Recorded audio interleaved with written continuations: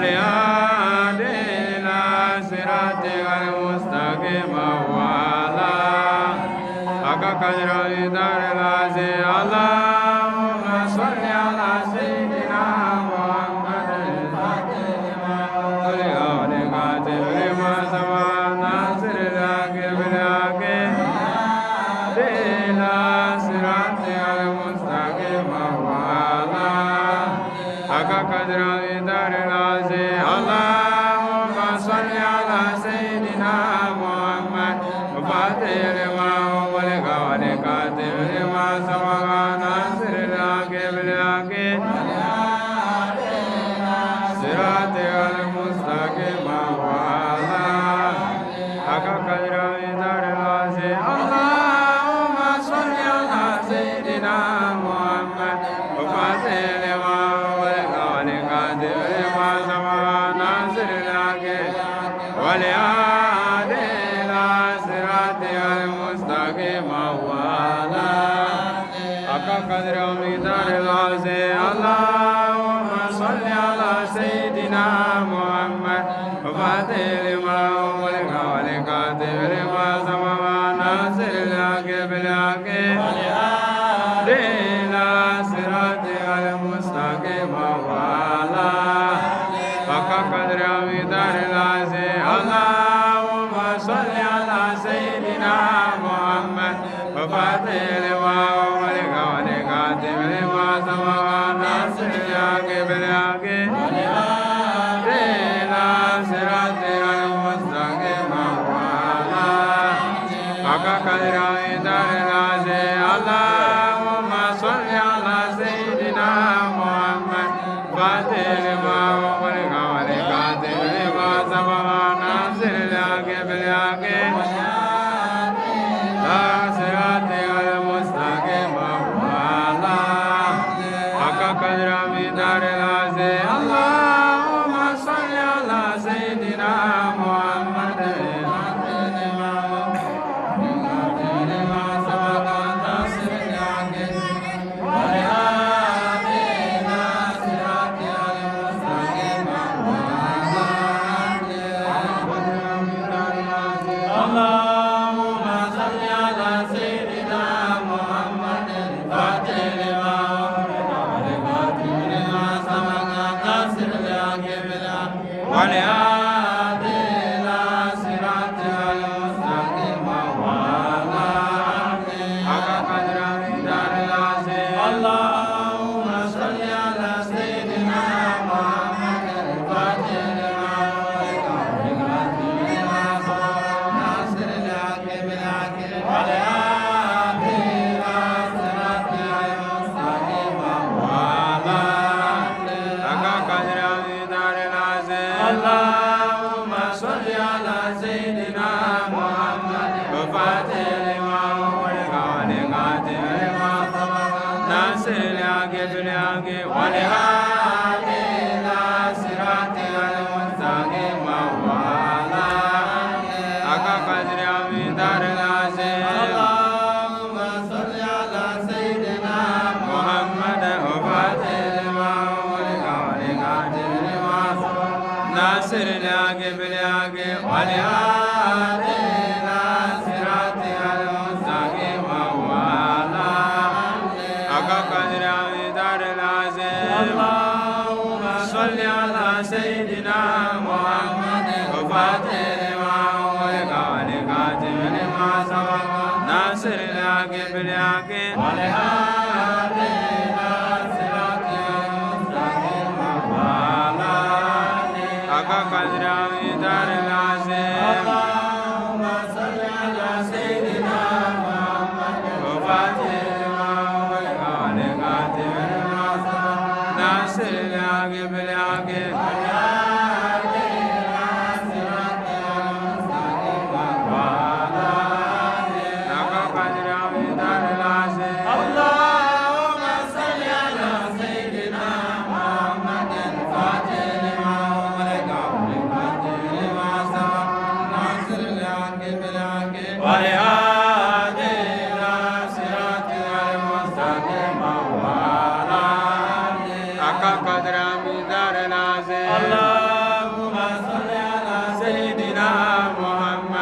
الفاتح لما أغلق والخاتم لما سبق ناصر الحق بالحق والهادي إلى صراطك المستقيم وعلى حق قدره مقدار العظيم اللهم صل على سيدنا محمد الفاتح لما أغلق والخاتم لما سبق ناصر الحق بالحق والهادي إلى صراطك المستقيم وعلى اللهم صل على سيدنا محمد الفاتح لما أغلق والخاتم لما سبق ناصر الحق بالحق والهادي إلى صراطك المستقيم وعلى حق قدره مقدار العظيم اللهم صل على سيدنا محمد الفاتح لما أغلق والخاتم لما سبق ناصر الحق والهادي إلى صراطك المستقيم وعلى حق قدره مقدار العظيم اللهم صل على سيدنا محمد الفاتح لما أغلق والخاتم لما سبق ناصر الحق بالحق والهادي إلى صراطك المستقيم وعلى حق قدره مقدار العظيم اللهم صل على سيدنا محمد الفاتح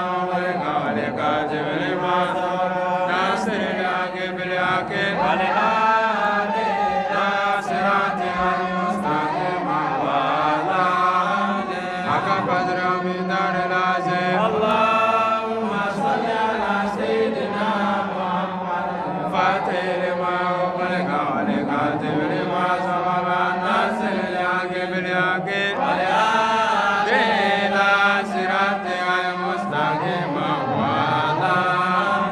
حق قدره مقدار العظيم اللهم صل على سيدنا محمد الفاتح لما أغلق والخاتم لما سبق ناصر الحق بالحق والهادي إلى صراطك المستقيم وعلى حق قدره مقدار العظيم اللهم صل على سيدنا محمد الفاتح لما أغلق والخاتم لما سبق ناصر الحق بالحق والهادي إلى صراطك المستقيم وعلى حق قدره مقدار العظيم اللهم صل على سيدنا محمد الفاتح لما أغلق والخاتم لما سبق ناصر الحق بالحق والهادي إلى صراطك المستقيم وعلى حق قدره مقدار العظيم اللهم صل على سيدنا محمد الفاتح لما أغلق والخاتم لما سبق ناصر الحق بالحق والهادي إلى صراطك المستقيم وعلى اللهم صل على سيدنا محمد الفاتح لما أغلق والخاتم لما سبق ناصر الحق بالحق والهادي إلى صراطك المستقيم وعلى حق قدره مقدار العظيم اللهم صل على سيدنا محمد الفاتح لما أغلق والخاتم لما سبق ناصر الحق بالحق والهادي إلى صراطك المستقيم وعلى حق قدره مقدار العظيم اللهم صل على سيدنا محمد الفاتح لما أغلق والخاتم لما سبق ناصر الحق بالحق والهادي إلى صراطك المستقيم وعلى حق قدره مقدار العظيم اللهم صل على سيدنا محمد الفاتح لما أغلق والخاتم لما سبق ناصر الحق بالحق والهادي إلى صراطك المستقيم وعلى حق قدره مقدار العظيم اللهم صل على سيدنا محمد الفاتح لما أغلق والخاتم لما سبق ناصر الحق بالحق والهادي إلى صراطك المستقيم وعلى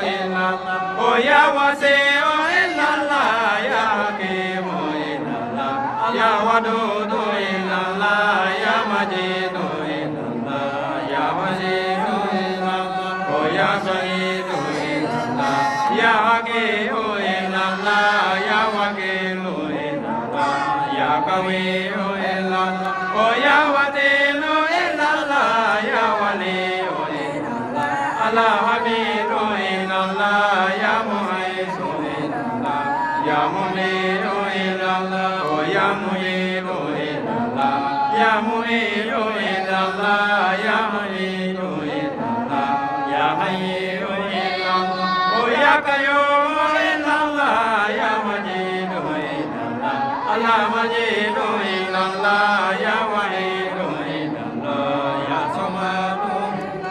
oh ya qadiru illallah ya mutadiru illallah ya muqaddamu illallah ya muakhiru illallah oh ya awalu illallah ya akhiru illallah ya zahiru illallah ya batinu illallah ya waliyu illallah oh ya mutaliu illallah ya bariu illallah ya tawabu illallah ya mutaqimu illallah oh ya afu illallah ya raufu illallah ala maliku illallah ya muliku illallah ya jalali illallah wa ni'ami illallah ya musitu illallah ya jamiu illallah ya maniyu illallah oh ya mumniyu illallah ya maniyu illallah ya nabiyu illallah ya nabiyu illallah ya nuriyu illallah oh ya hadiyu illallah ya badiyu illallah ya bagiyu illallah ya warisu illallah oh ya rasidu illallah ya saburu illallah la ilaha illallah la ilaha illallah la ilaha illallah oh la ilaha illallah la ilaha illallah la ilaha illallah la ilaha illallah oh la ilaha illallah la ilaha illallah